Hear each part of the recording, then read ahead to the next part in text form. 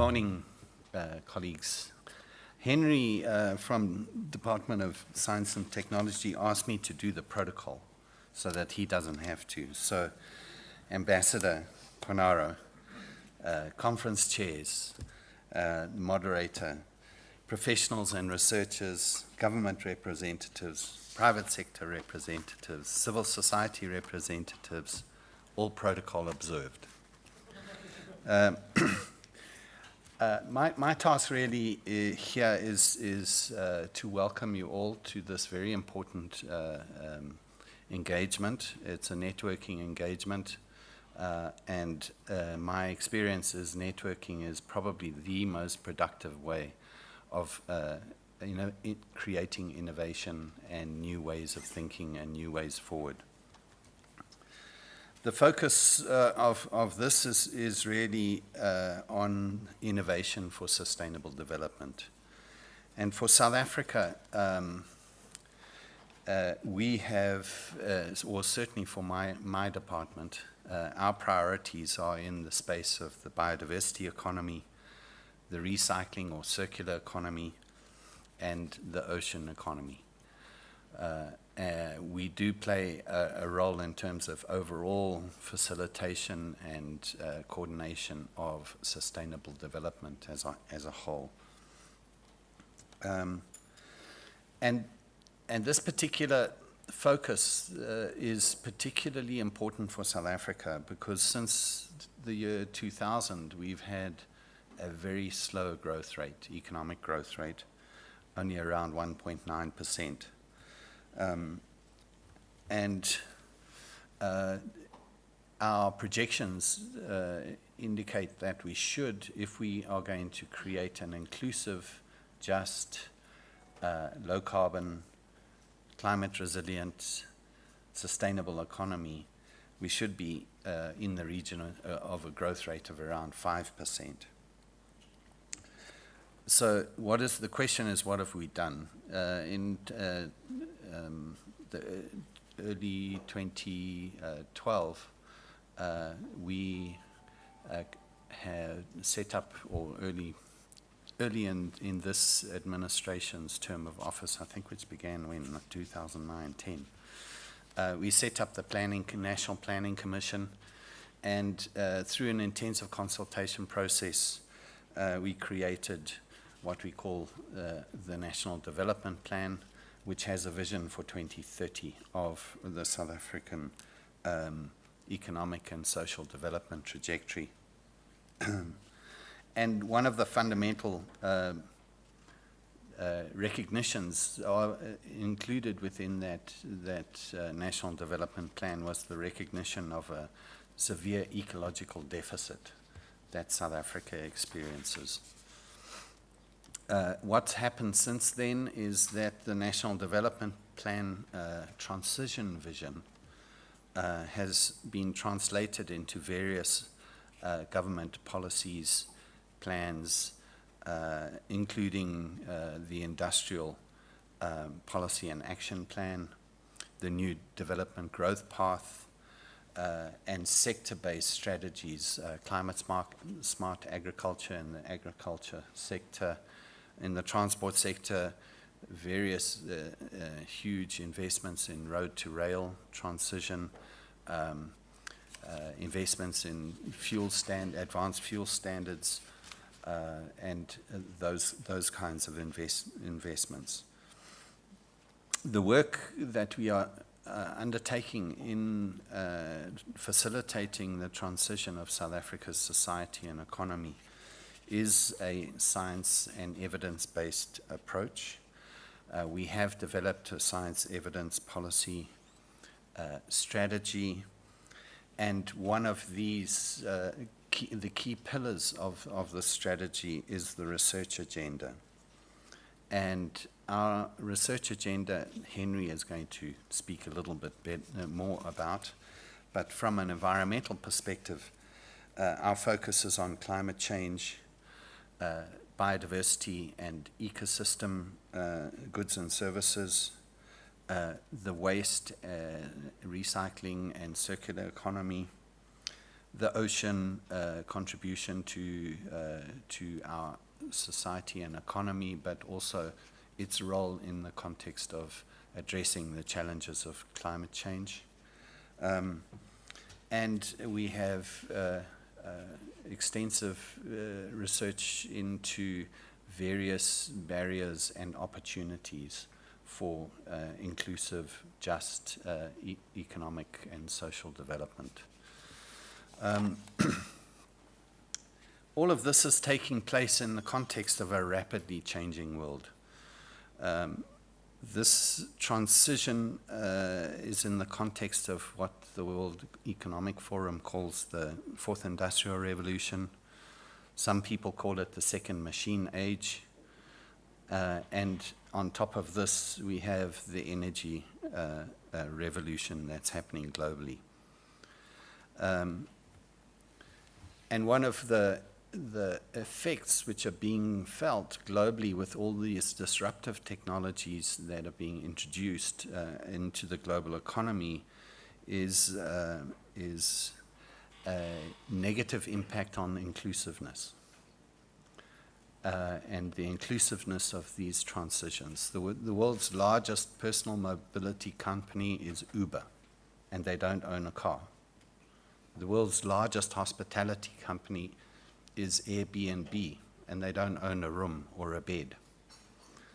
So these kinds of disruptive technologies are in a globalized world that we sit are presenting huge challenges for South Africa in the context of our particular challenges of inequality, poverty, and unemployment.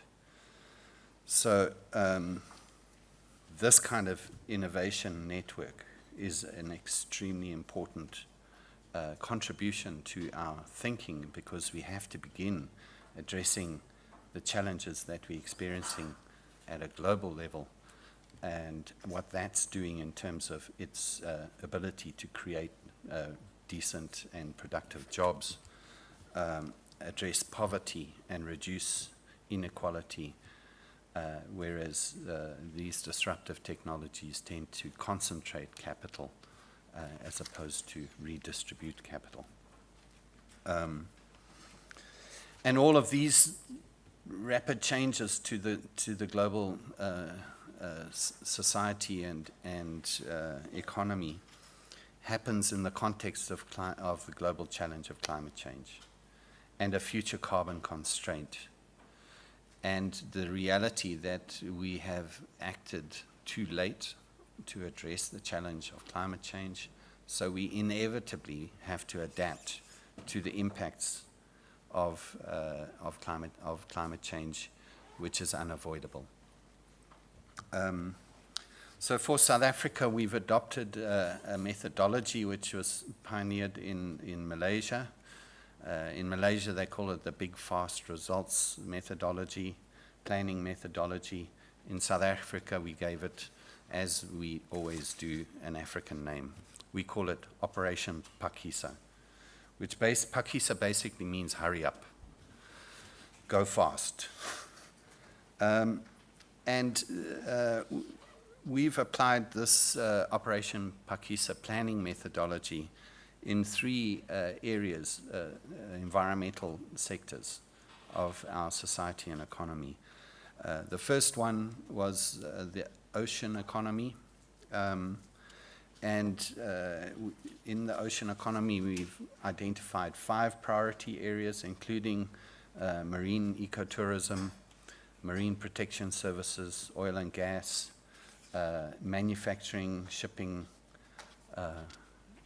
So these are an integrated, coordinated investment plan into realizing the potential of the ocean economy for South Africa. The second area that we invested in an Operation Phakisa is the biodiversity economy. And in real terms, this economy is 2 separate subsectors. It's the biotechnology subsector and the wildlife economy subsector. In this context, our priority has been to, one of our priorities is to reverse the ecosystem degradation, ecosystem goods and services degradation trends that we currently have, which requires a focus on land degradation and its restoration.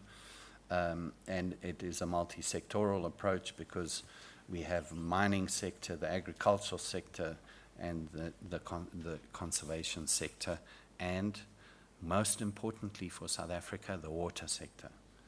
So what do we do with the 10 strategic water factories in our country, in a country that is fundamental constraint to our social and economic development pathway is water? And that in the context of a rapidly changing climate, with the western half of the country getting drier, the eastern half of the country getting wetter, but much more variable in both, and then the southern migration of precipitation or rainfall patterns. So we have, thanks, I'm just about finished. So we have, industries like our wine industry falling into the sea, the deciduous fruit industry threatened by this southern migration of the rainfall patterns. And part of this process is addressing the challenges of alien invasive species. We are experiencing huge impacts from that.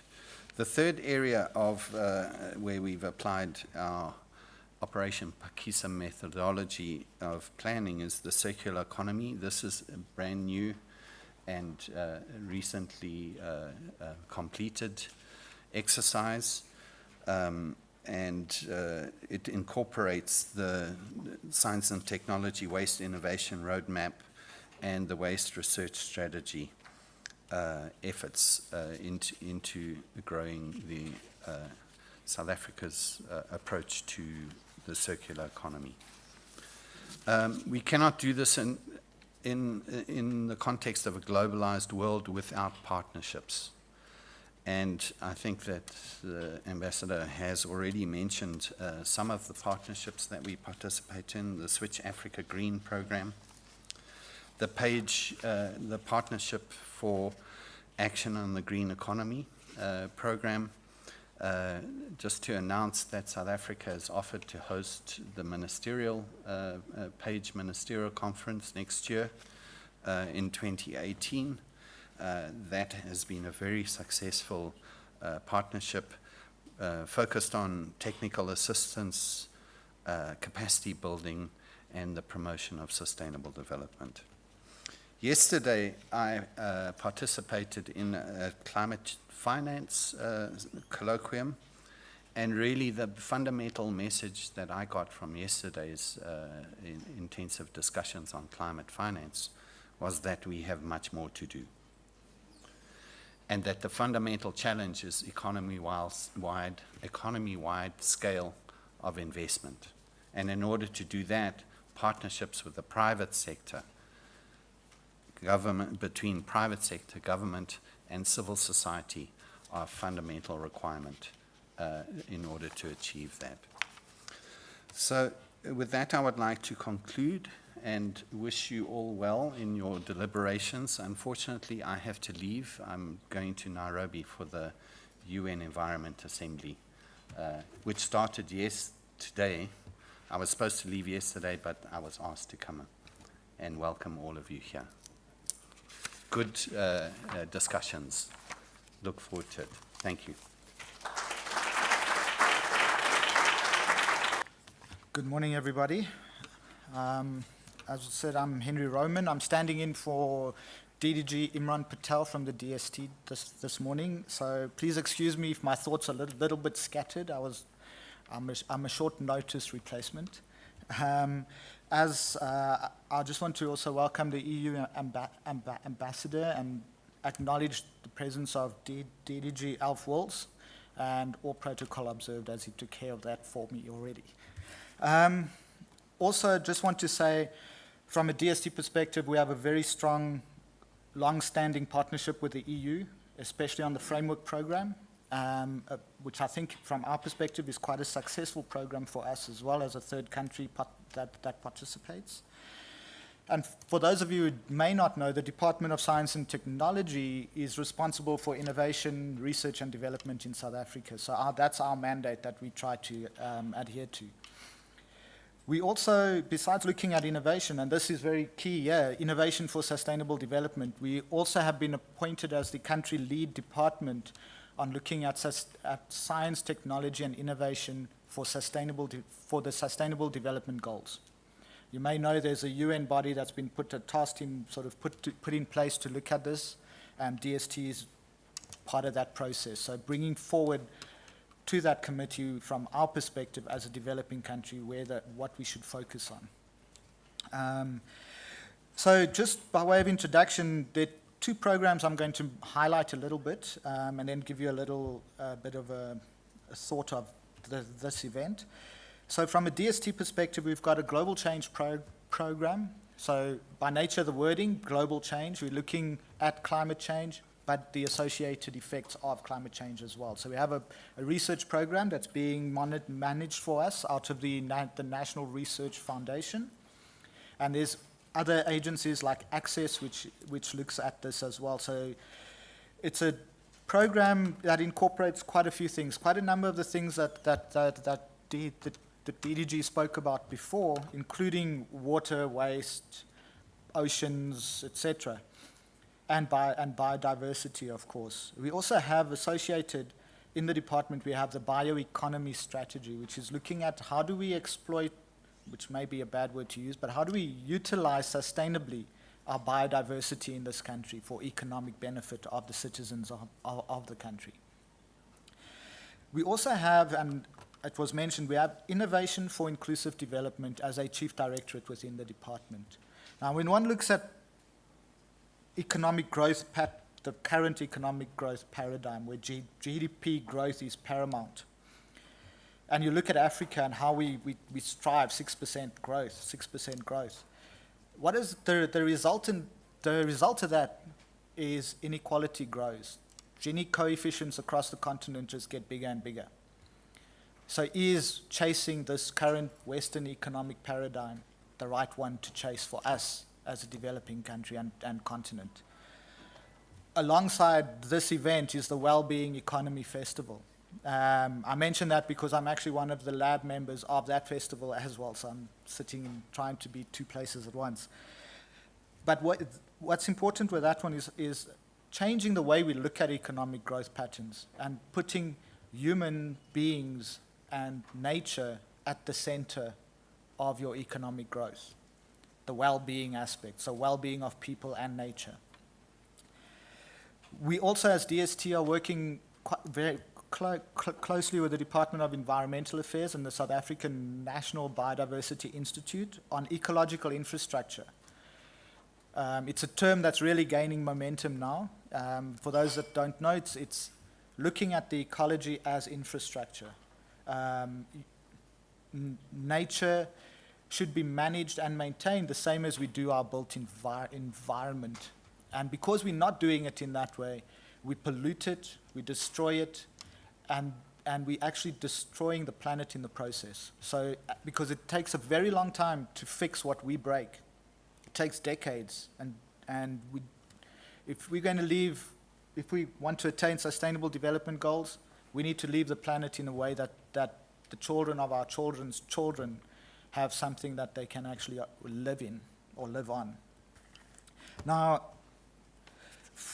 looking at the SDGs, which is also to create well-being, broadly speaking, and then therefore I place people and environment within that. Unless we actually place people and environment at the center of our strategies in trying to achieve the SDGs, it's quite probable that we will not meet those goals. And we do not have a lot of time. It's already, 12 years away from 2030? And so personally, I also feel that circular economy principles should really come to the fore in trying to achieve these SDGs. Because if you look at them holistically as a grouping, circular economy principles can be applied across an integrated approach to achieving it. And I think that's the shift we need. So in closing, I wish you great discussions, because it's a networking event, which means we need to talk to each other, and Africans like talking to each other, as do most people. But conversations that take us somewhere is what I would like to see coming out of this. And also, I'd like to invite each and every one of you to come to the Science Forum South Africa next week on the 7th and the 8th of December. It's going to be an epic event, in my view. And there's a lot of interesting people and a lot of interesting talks. And that the whole basis of the forum is again, to have discussions. Thank you.